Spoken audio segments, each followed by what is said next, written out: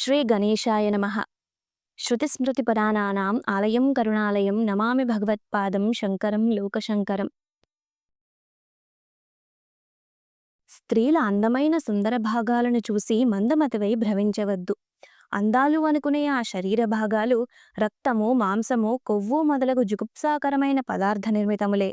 వయసు మల్లగా వృద్ధాప్యము దాపరించగా ఆ శరీరపు పొంగుల వెన్నెలు తగ్గి ఎముకల గూటిపై చర్మముగా మారుతుంది. ఈ శరీరము పుడమి, జలము, అగ్ని, వాయువు, ఆకాశము అను పంచభూత నిర్మితమై జడమైన రక్తమాంస రసదుర్గంధ భూయిష్టమై కేవలము చర్మముతో కప్పబడిన తోలుతిత్తి.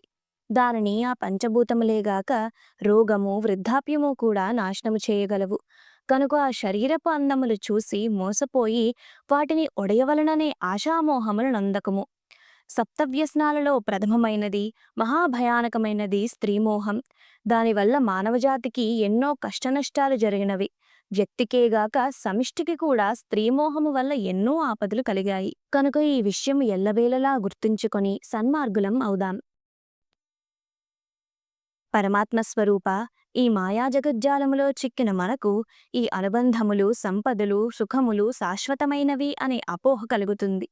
కాని నావి నావి అని భావించు ఈ బాహ్య వస్తువులే కాదు, ఈ శరీరమే మనకు సొంతము కాదు. ఒక్క క్షణములో అవి మనలను వదిలిపోతాయి.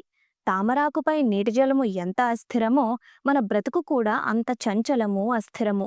ఏ క్షణమునైనా అది జారిపోవచ్చును, నీటి బుడగలా రాలిపోవచ్చును.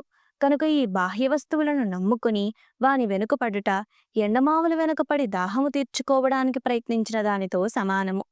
అందుకే పామరులు బాహ్యవస్తు సముదాయముపై మోహము పెంచుకొని వానిపై అనుబంధము నేర్పరుచుకొని అవి ఉన్నంతవరకు సంతోషము, అవి దూరమైనప్పుడు అత్యంత శోకము అనుభవిస్తున్నారు. కాని వస్తు సముదాయములు శాశ్వతమైన సంతోషమును అందించవు. నిత్యమైన ఆనందము కావాలంటే దేహాభిమానము వదిలి భక్తిజ్ఞాన ప్రపత్తులను అవలంబించి వైరాగ్య భావనతో పరతత్వ సాధనలో శాశ్వతానందమును పొందాలి. శరణాగతితో శ్రీహరి చరణకమలములు కోరి శాంతిని పొందాలి. సర్వే జనా సుఖినో భవంతు. నమస్కారం.